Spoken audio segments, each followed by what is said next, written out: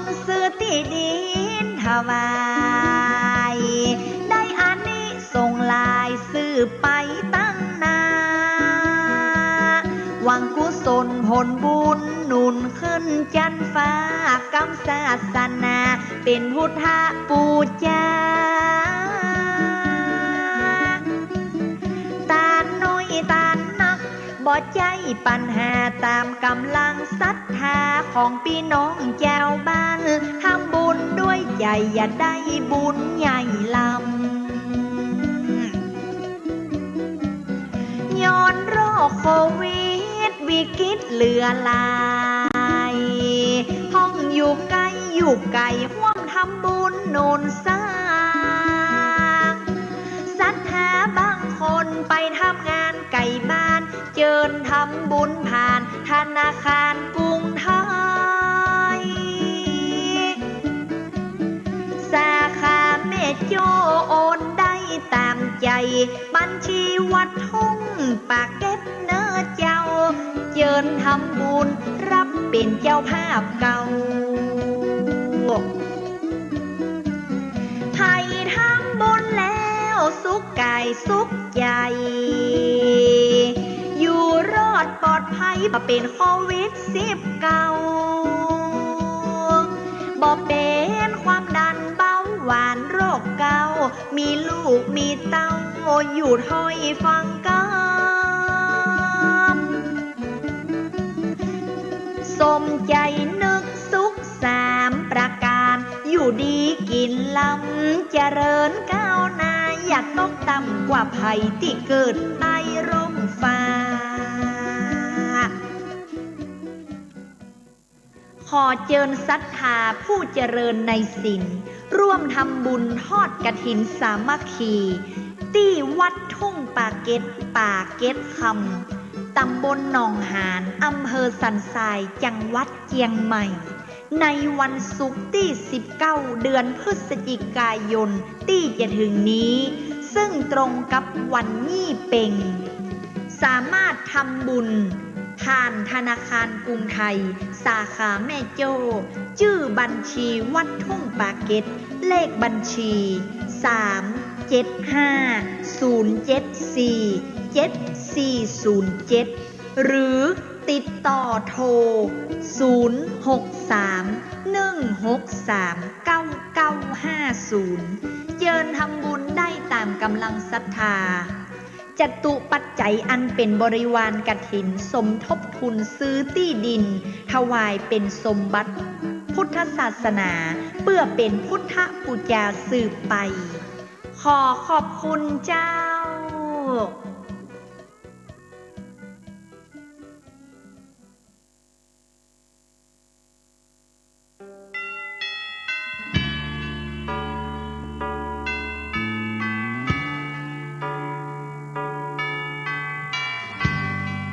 ต่อด้วยไปขอเชิญรับฟังธรรมะยามแรงจากตุเจ้าวัดทุ่งปาเก็ตตำบลหนองหานอำเภอสันทรายจังหวัดเชียงใหม่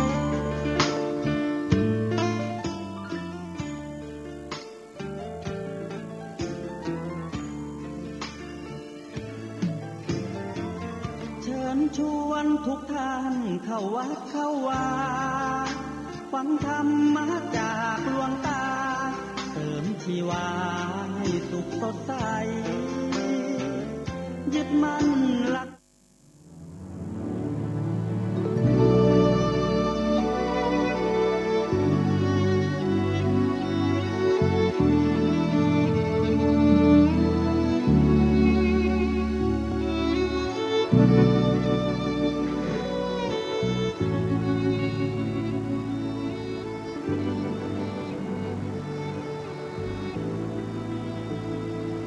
ขอยกมือ10 นิ้วกราบนอบน้อมวันตาน้อมระลึกถึงจังพระผู้มีพระภาคเจ้าอรหันตสัมมาสัมพุทธเจ้าผู้ตรัสรู้ชอบได้โดยพระองค์เองโดยเสียงก้าวของข้าพเจ้าขอกราบนอบน้อมวันตาครั้งที่2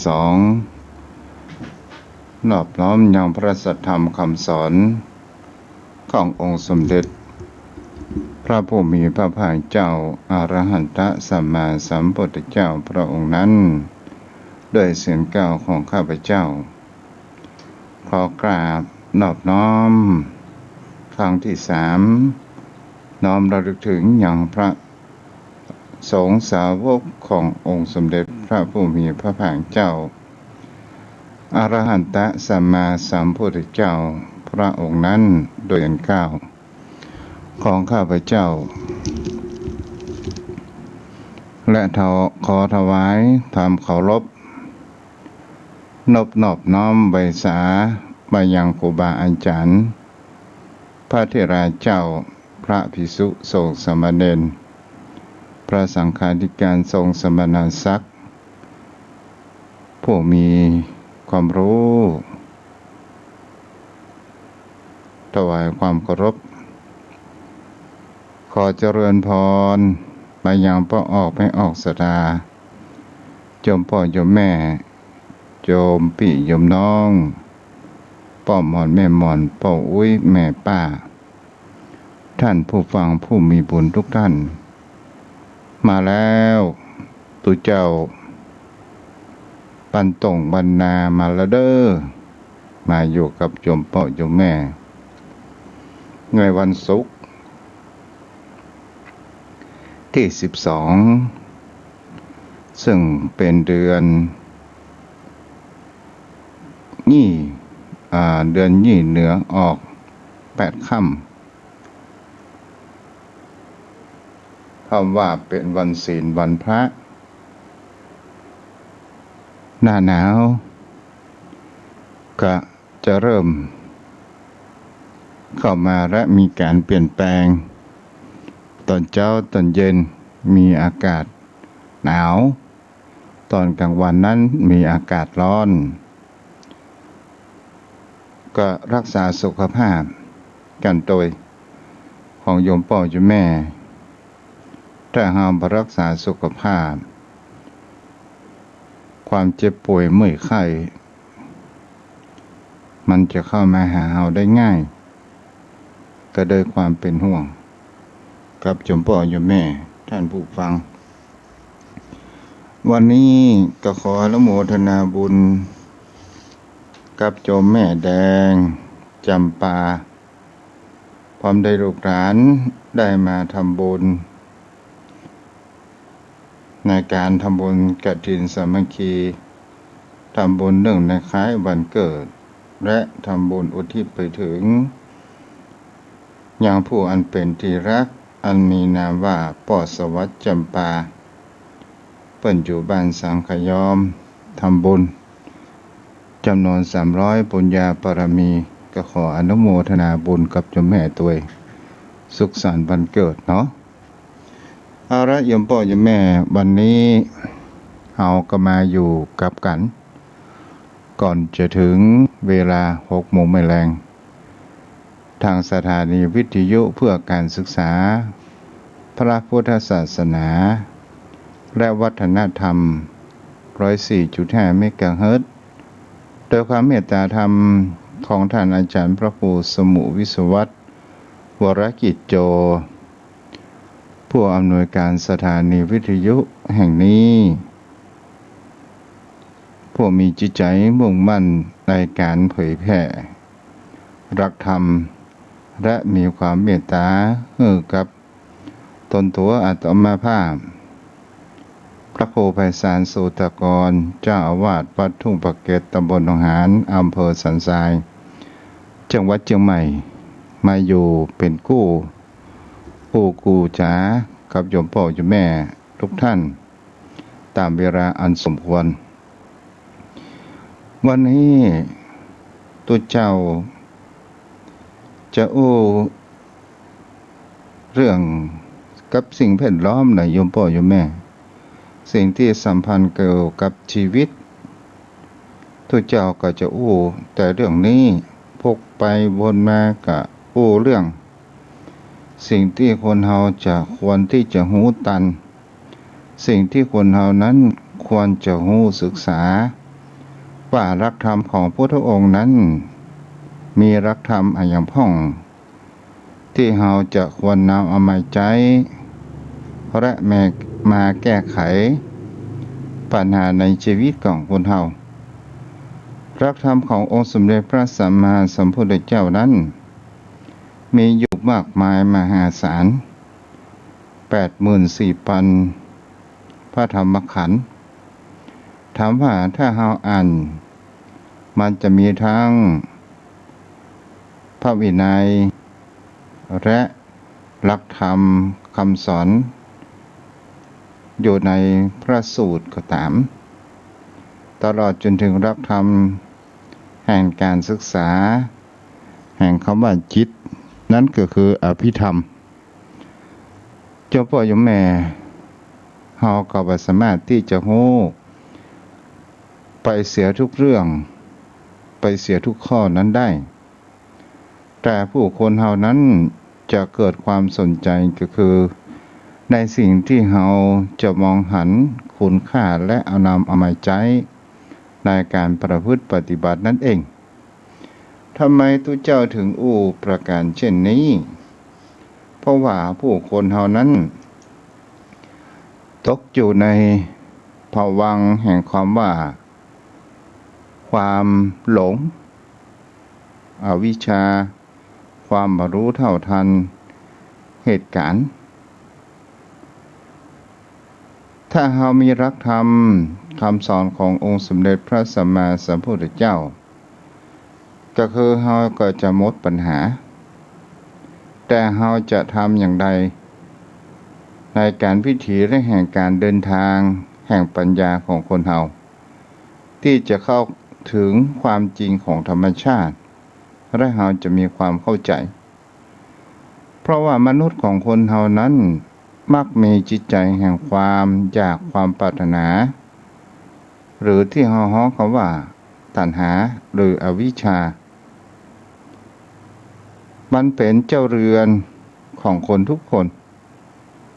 นั่นก็คือจิตใจของคนเฮานั่นเองที่มันครอบคลุมถ้าว่ามนุษย์ของคนเฮานั้นก็เป็นสิ่งที่คนเฮานั้นก็มีความต้องการแต่เมื่อคนเฮานั้นเกิดแห่งความต้องการเกิดความปรุงแต่งมากมายอยู่บนโลกใบนี้เรียกว่าสภะสังขารปรารถนาตามที่จิตใจของคนเฮานั้นได้รับแห่งการสื่อสารการปรุงแต่งทางหูทางตาทางลิ้นทางกายทางจมูกมันก็ก่อให้เกิดแห่งความยึดมั่นถือมั่นและกระทำให้เฮานั้นอยู่ตกอยู่ในภวงค์ในแห่งคำว่าอวิชชาก็คือความมืดบอดคือความบ่รู้หรือว่าความบ่รู้จริงแห่ง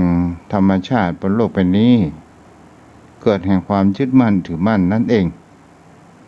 แต่ถ้าว่าเฮาเป็นคนที่มีได้ศึกษาในหลักธรรมคำสอนขององค์สมเด็จพระสัมมาสัมพุทธเจ้าสมเด็จพ่อของเฮาก็จะก่อให้เกิดเฮานั้นมีปัญญาและเฮาสามารถที่จะเอามาใช้ประคับประคองชีวิตในชีวิตแห่งความปรารถนาก็คือเมื่อเฮานั้นมีความมีปัญญามีสติและทำให้เฮานั้นบัดตกเข้าไปสู่ในอำนาจแห่งตัณหาหรืออวิชชาเพื่อมันมากนักถามว่าผู้คนเฮานั้นปราศจากสิ่งเหล่านี้ไปได้หรือไม่มันก็เป็นเรื่องยากแต่ก็เป็นเรื่องที่สามารถที่ทำได้คนเฮาทุกคนนั้นโยมพ่อโยมแม่ความปรารถนาแห่งจิตใจอันมีความรุ่มหลงในกิเลสในอุปทานซึ่งมีอวิชชาที่เฮาฮู้ความมืดบอดโรคโกรธหลงสิ่งเหล่านี้โยมพ่อโยมแม่ มันก็คืออวิชชาแห่งความมืดบอดที่สามารถปิดบัง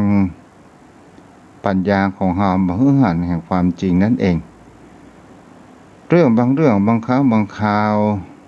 มันบ่ควรที่จะเกิดขึ้นมันก็เกิดขึ้นเพราะว่าอาวิชชานั้นมาปิดบังปัญญา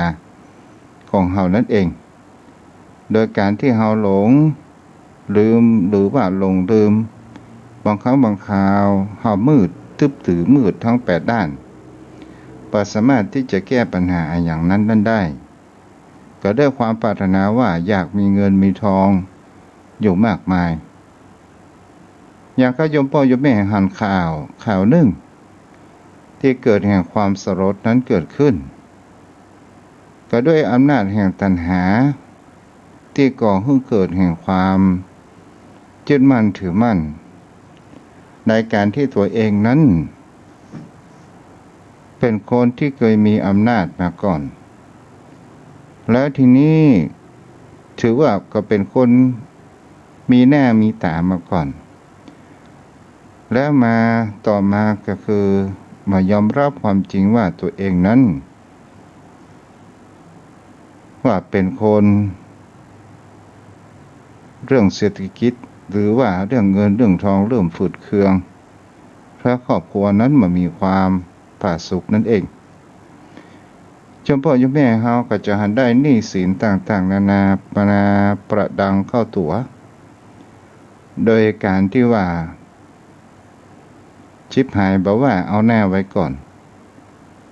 มันก็เป็นดินพอกหางหมูสุดท้ายตัวเองไปรับปากคนอื่นว่าจะเอาเงินใช้หนี้วันนั้นวันนี้เกิดขึ้นแต่แท้แล้วกรรมอู้กรรมจ่ามันก็มาผูกมัดตัวเอง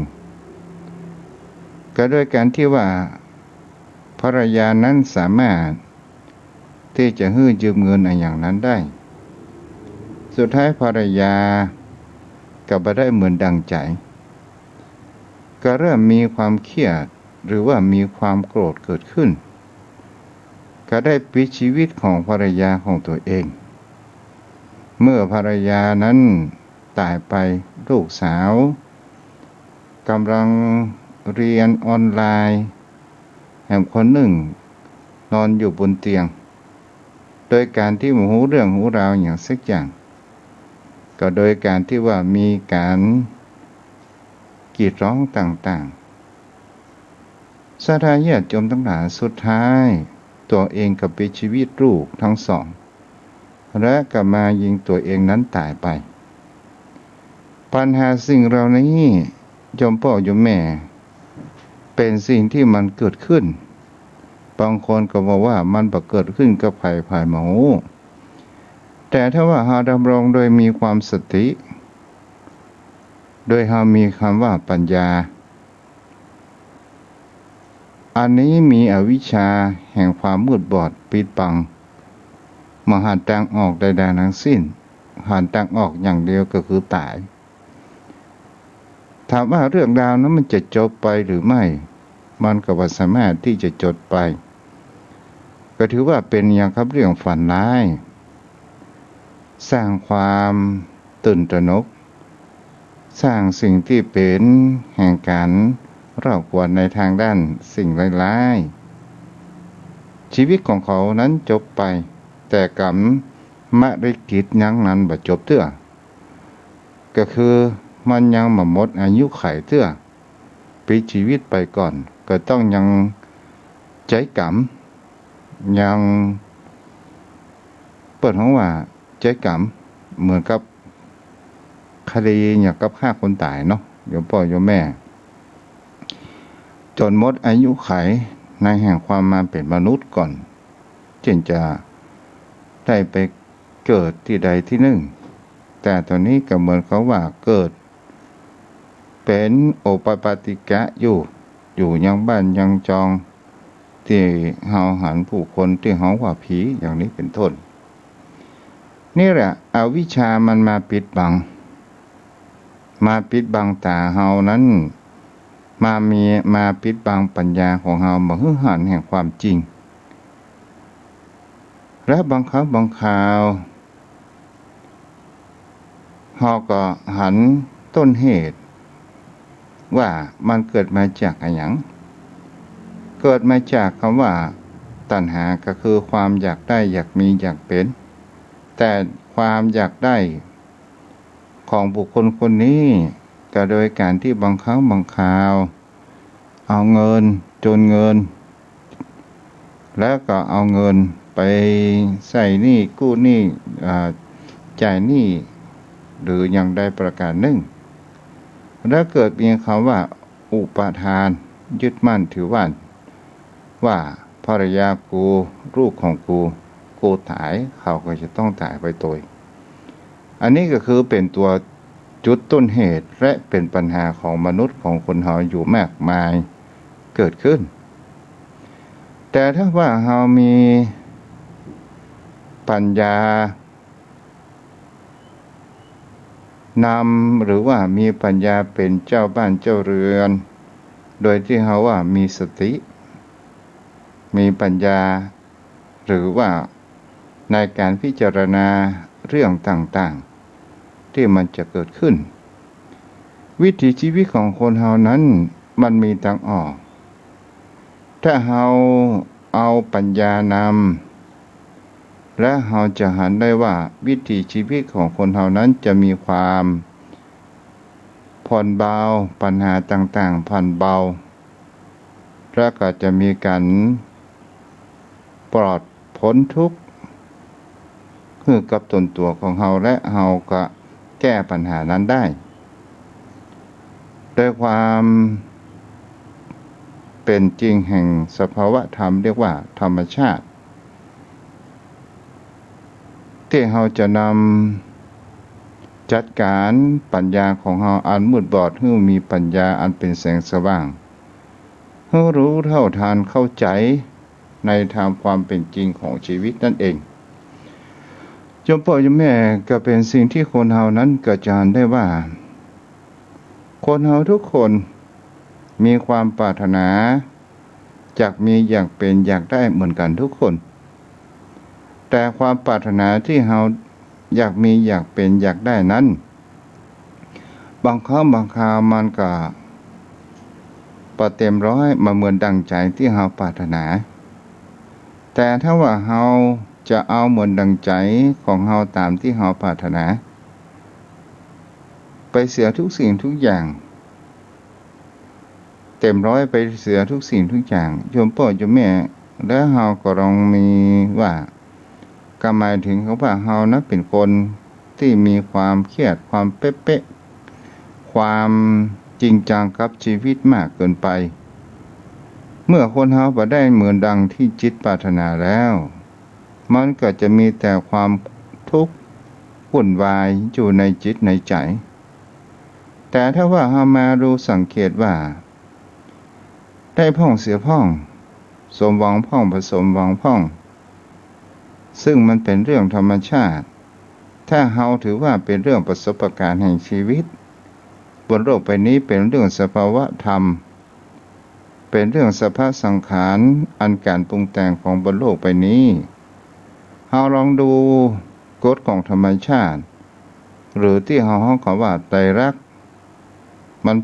และปัจจัยการเฮาบ่มีที่จะทางพ้นได้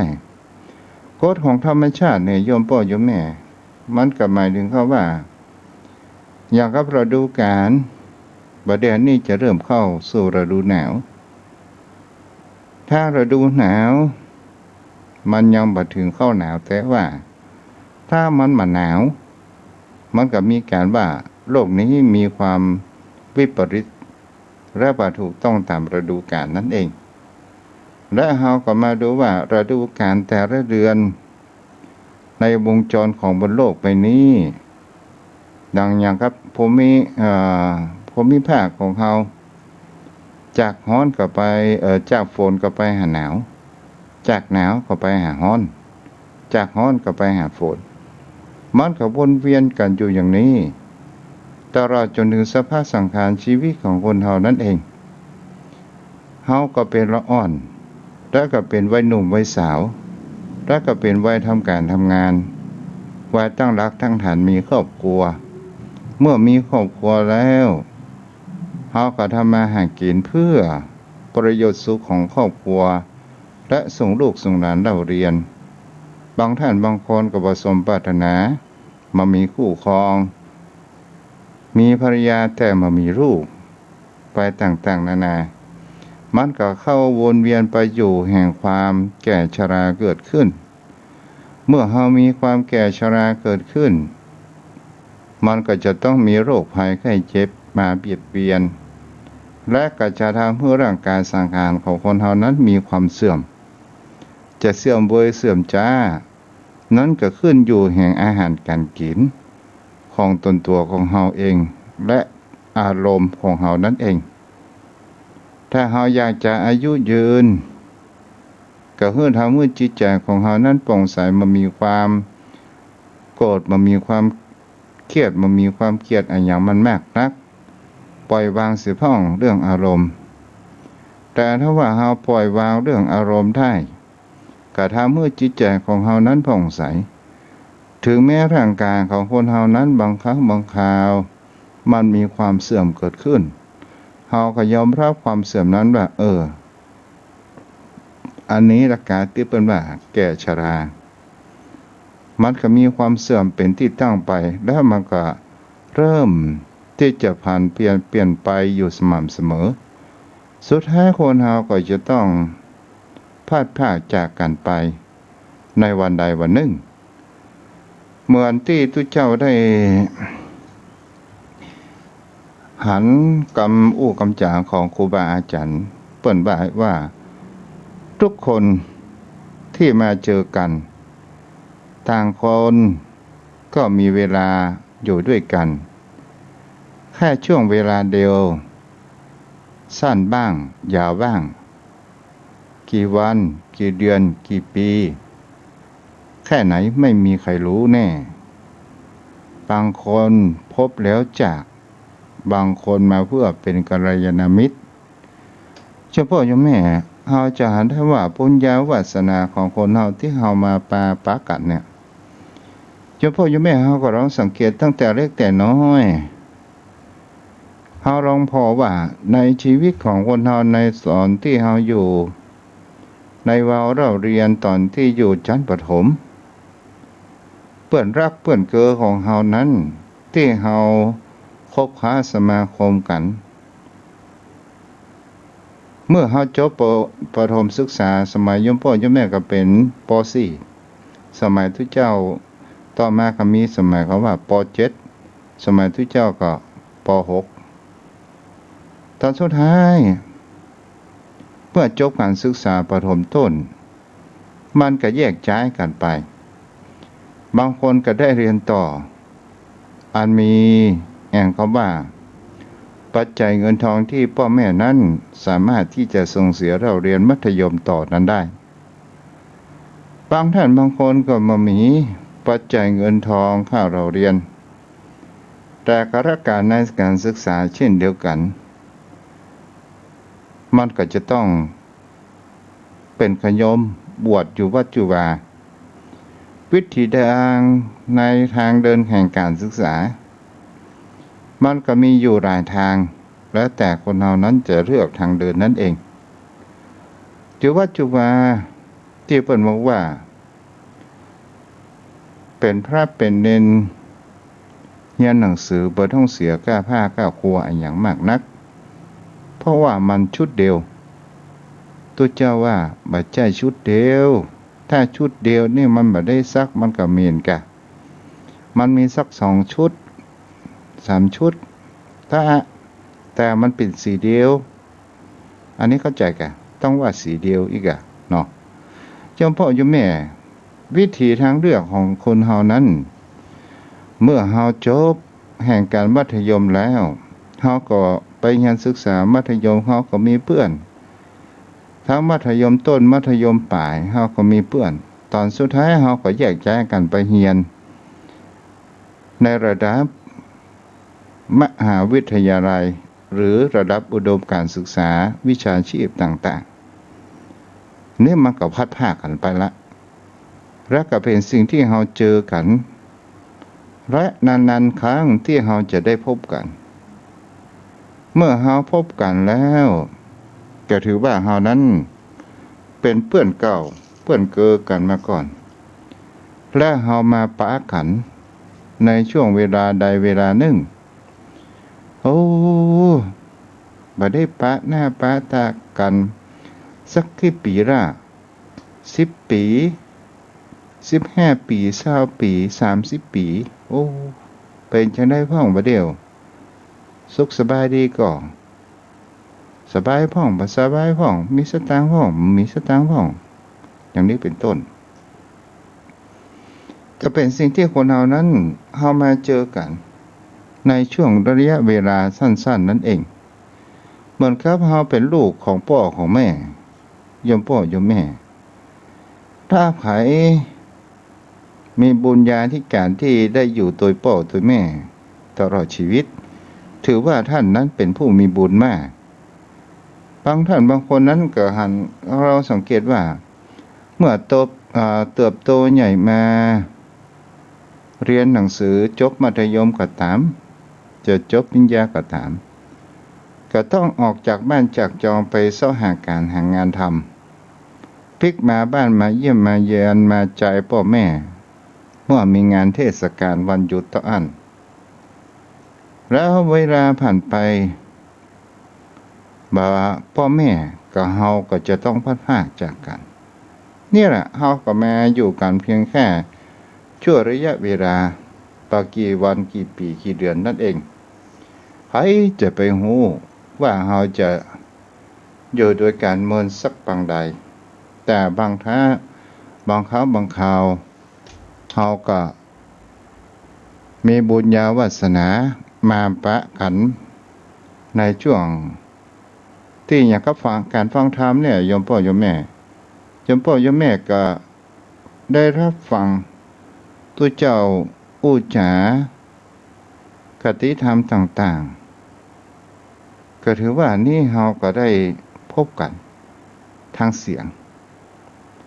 และก็เป็นกัลยาณมิตรกันที่โยมพ่อโยมแม่ได้ทำบุญอุปถัมภ์อุปถากอย่างศาสนาของพระพุทธเจ้าและได้อุปถัมภ์อุปถากอย่างวัดวาอารามอุปถัมภ์อุปถากอย่างตนตัวของอาตมาก็ตามเจ้าพ่อโยมแม่นี่ก็คือบุญญาวาสนาที่เฮานั้นมาพบกันเพราะว่าเฮาบ่ฮู้ว่าจัดใดพบใดภูมิใดก็ตามเฮาบ่ฮู้ว่าบางครั้งบางคราวเฮาเกิดมาเป็นพี่เป็นน้องกันบางครั้งบางคราวเฮาเกิดมาเป็นพ่อแม่ลูกกันบางครั้งบางคราวก็เหมือนว่าเฮาเคยปะกันแต่เฮาบ่ฮู้ว่าเฮาปะกันเมื่อใดพบใดบางครั้งบางคราวพระสงฆ์องค์ข้าเจ้าจากที่เฮาบ่เคยฮู้และเฮาหันแล้วเฮามีความผูกพันเหมือนลูกเหมือนเต้ามีความศรัทธาบังเกิดขึ้นเพราะว่าคนเฮาบ่ฮู้น่ะโยมพ่อโยมแม่ทำไมถึงเขาว่าบ่ฮู้ในอดีตชาติคนที่จะฮู้อดีตชาติก็คือคนที่ประพฤติปฏิบัติธรรมไปเป็นอริยบุคคลถึงจะฮู้ในการระลึกชาติแล้วบุคคลปุถุชนคนธรรมดาเฮาเนี่ยเดินดินกินข้าวเนี่ยโยมพ่อโยมแม่ทำไมมันยังบ่ฮู้บางคราวคนเฮาอยากจะฮู้ไปถามหั่นถามนี่เปิ้นว่าหั่นว่านี่ไปต่างๆนานาก็ด้วยความบ่ฮู้ถ้าว่าเปิดให้ระลึกชาติได้เจ้าพ่อโยมแม่เพราะว่าคนเฮายังมีกิเลสหนายังมีกิเลสจู่ก็อาจจะไปแก้แค้นอาจจะไปทำร้ายเปิ้นเลยบ่ฮู้แต่สิ่งที่กำหนดกฎเกณฑ์ที่มาให้พบกันเพราะว่ากามลิขิตนั่นเองมาได้มาเจอกันนั่นเองเนี่ยแหละโยมพ่อโยมแม่เฮาก็เรามาสังเกตดูว่า วิถีชีวิตของคนเฮามันก็ไปตาม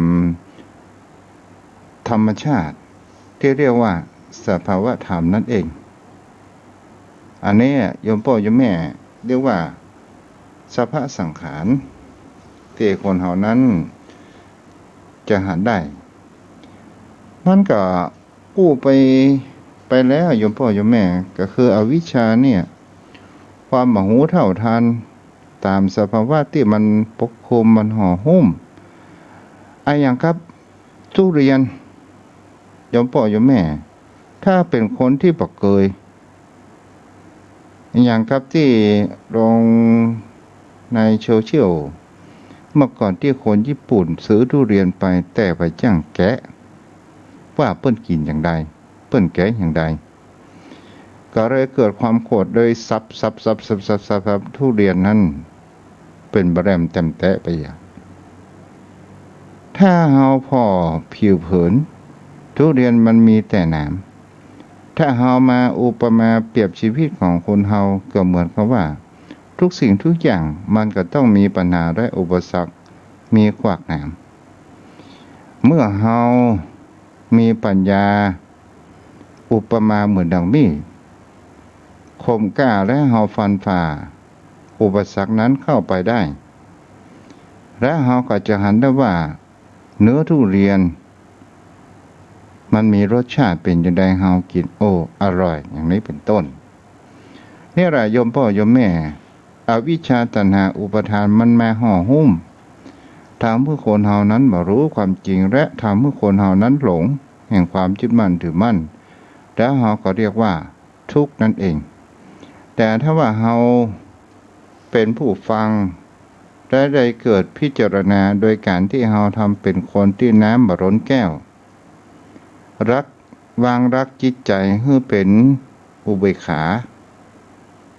ก็คือฟังแล้วลองมาคิดพิจารณาดูกันไปว่าทำไมชีวิตของผู้คนเฮามีตัณหามีทุกข์ก็เพราะว่าความยึดมั่นถือมั่นในแห่งขันธ์ทั้งห้าในขันธ์ทั้งห้าตุเจ้าก็ได้อู้ไปแล้วเมื่อคราวก่อนในขันธ์ทั้งห้าก็คือรูปเวทนาสังขารวิญญาณมันก็หมายถึงว่าร่างกายของคนเฮานี้มีสองส่วนอยู่ด้วยกันก็คือส่วนหนึ่งเป็นรูปส่วนหนึ่งเป็นนาม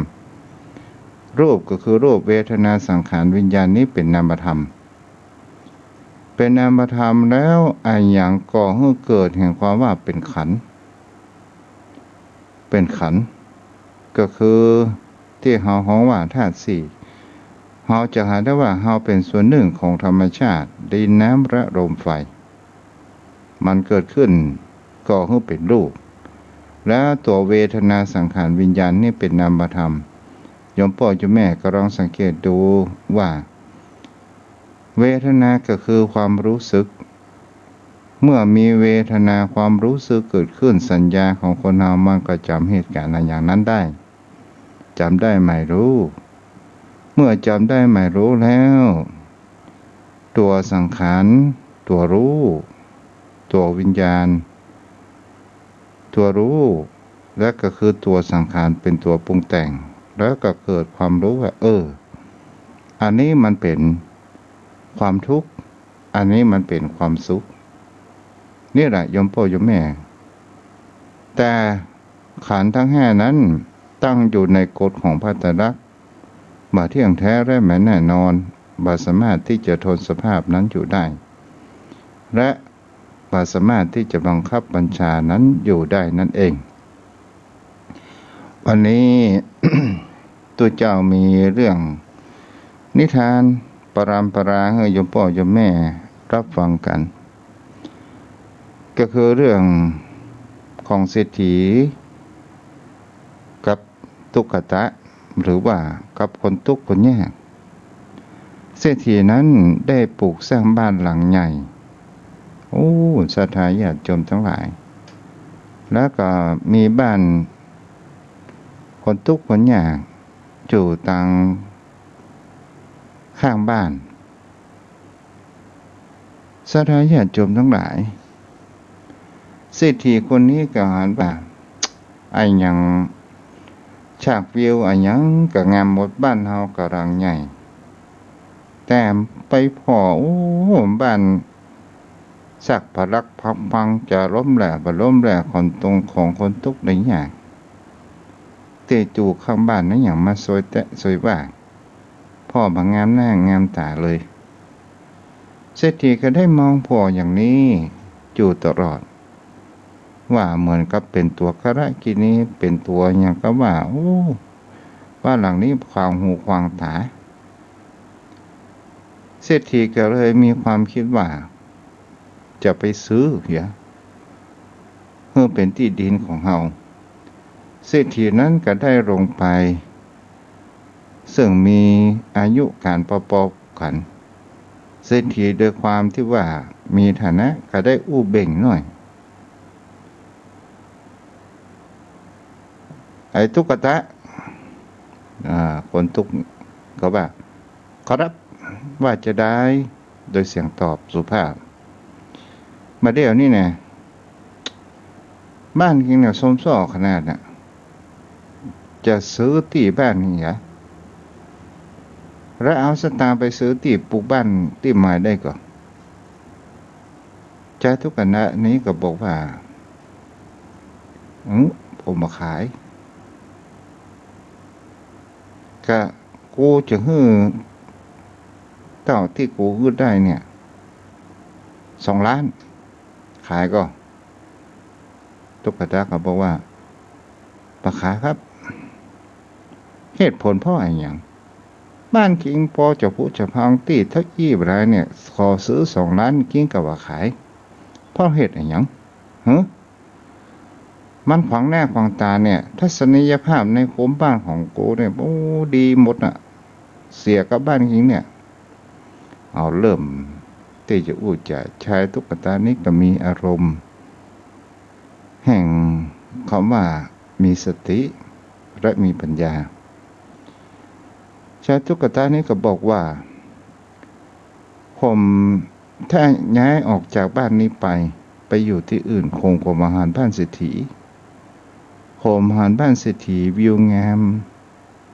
มีสวนน่าเล่นน่ามองพอแล้วมันดูงามตาขนาดถ้าผมย้ายออกไปผมก็ไม่ได้หานักเศรษฐีก็บอกว่าเพราะเหตุอย่างใด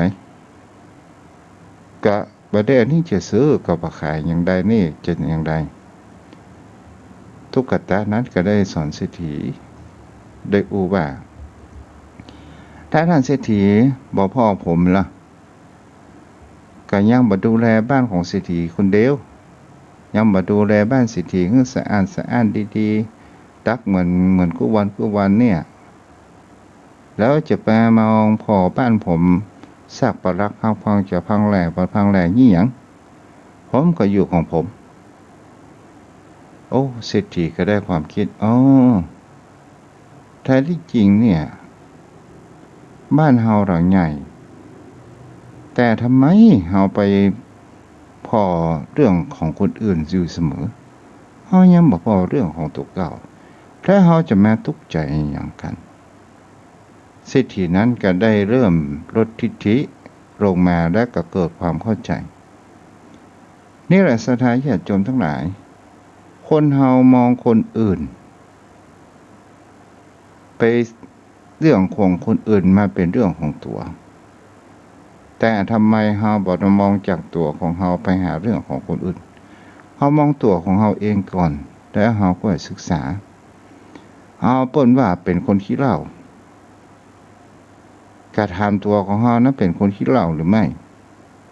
เฮาว่าเปิ้นเป็นคนขี้จิเฮาเป็นคนขี้จิหรือไม่เปิ้นชอบฮื้อกินฮื้อตาลเฮาเป็นคนชอบฮื้อกินฮื้อตาลหรือไม่บางคนเปิ้นฮื้อกินฮื้อตาลปุ้ยปากใส่เปิ้นว่าเปิ้นท่านนั้นท่านนี้อวดมั่งอวดมีอวดลอยนะอย่างนี้เป็นต้นนี่แหละโยมพ่อโยมแม่เพราะว่าปัญหาทุกวันนี้คนเฮามองแต่เรื่องของคนอื่นบ่ได้มองเรื่องของตัวเองเอาละพอสมควรแก่ละเวลา โยมพ่อโยมแม่ก็ลองนำไปคิดพิจารณากันเนาะจะไปฟังเจือตุเจ้าเตื้อเด้อก็ลองเอาตามหลักธรรมของพระพุทธเจ้าลองไปประพฤติปฏิบัติกันก่อนเอาละตอนนี้ก็โทรสายหน้าไม้มืดซุ้มซิมเนาะพระอาทิตย์กับราบขอบฟ้าไปแล้วเราก็มาอยู่กับกันเนาะแล้วก็อาทิตย์หน้าก็อยู่กับกันใหม่ถ้าปฏิธุระอันอย่างเด้อโยมพ่อโยมแม่ตัวเจ้ามีหัวใจในการเผยแพร่เช่นเดียวกันเนาะ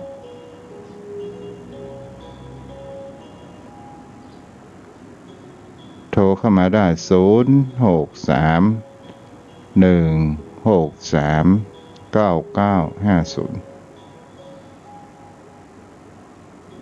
063-163-9950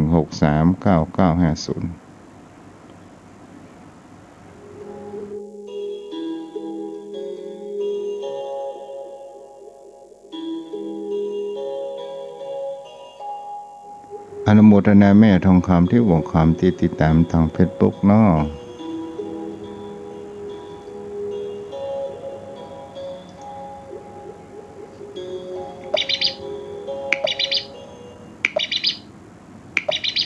เจริญพร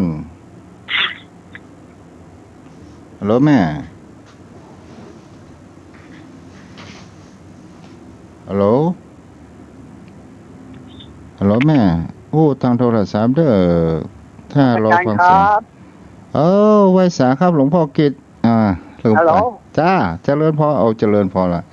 ไว้สาครับหลวงพ่อมาตรการครับครับฮัลโหลขออนุญาตเด้อหลวงพ่อทุกเจ้าได้ยินอยู่นะพูดมาเลยอย่ารอเสียงออกจากวิทยุล่ะฮัลโหลได้ยินไหมมาตรการครับจ้าได้ยินไหมได้ยินแล้ว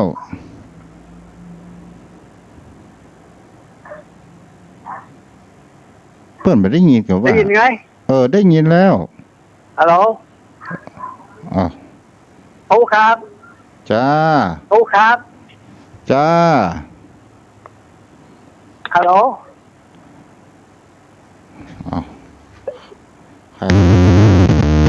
ใครไม่ได้ยินไผ่นี่หลวงพ่อบางโม่ครับจ้าบางโม่ว่ามาเลยหลวงพ่อขออนุญาตเด้อ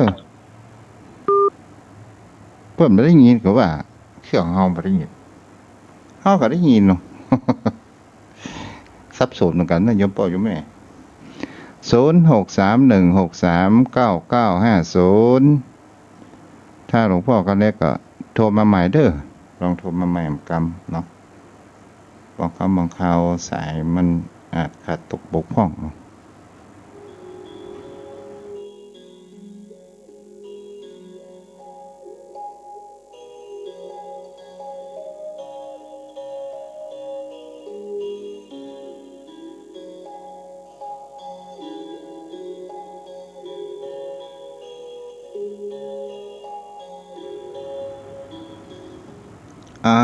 โทรเข้ามาได้เลย063-163-9950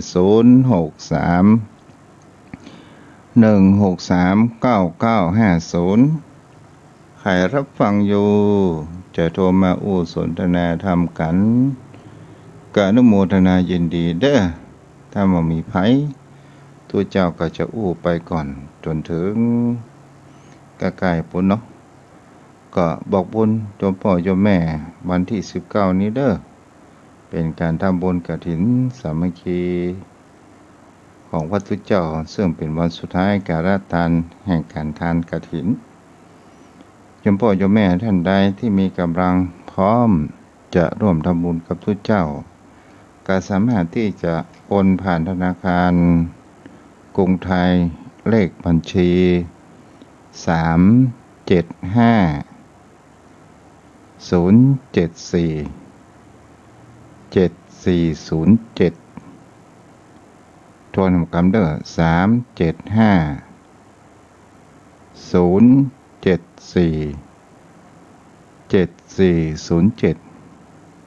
ถ้าทำบุญแล้วก็โทรหาตุเจ้าก็จะได้ปัตตาอนุโมทนาบุญเนาะที่เบอร์โทร063-163-9950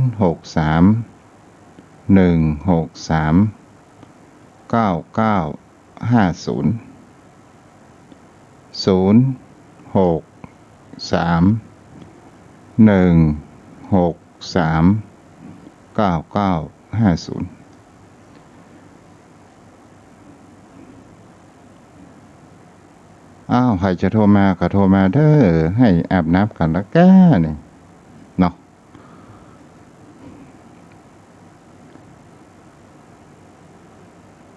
อ้าวพวกนั้นมามีใครโทรมาพวกนั้นมาสนทนาธรรมกันเนาะพวกนั้นโทรเข้ามาได้พวกนั้นสายัน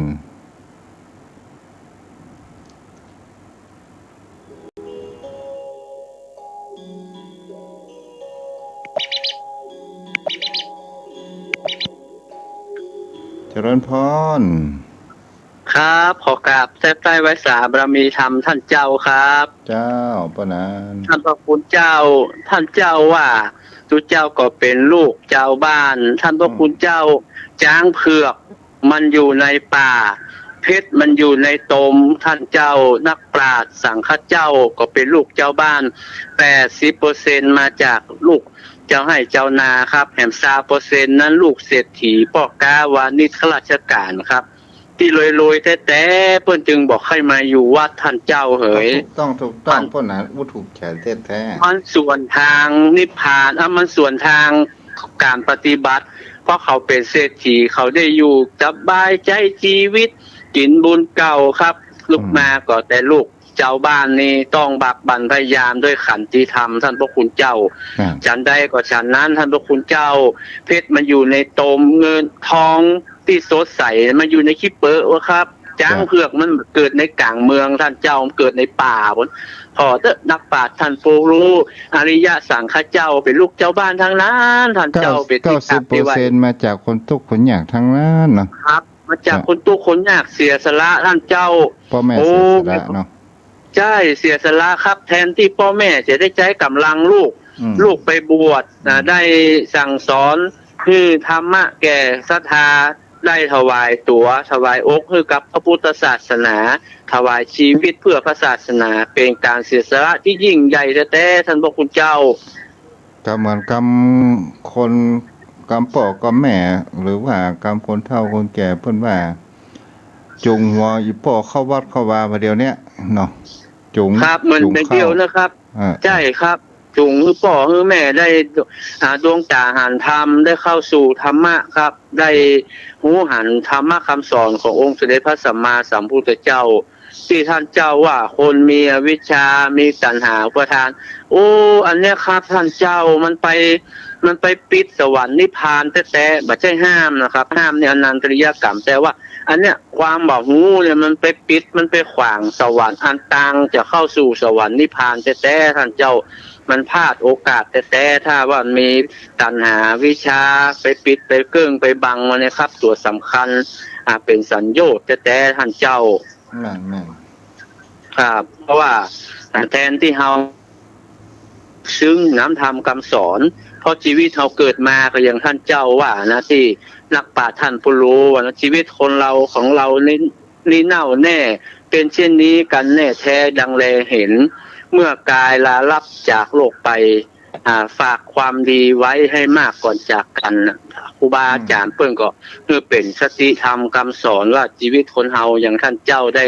เทศนาปรารภที่ตะกี้นะครับว่ามันถึงสั้นไปถึงวันครับวันเดียวก็สั้นนิดเดียวเดียวก็พอจะข้ามพอสลุมแล้วท่านเจ้าเอ๋ยบางทียังไม่ได้แง่อย่างวันนี้แท้นะท่านเจ้า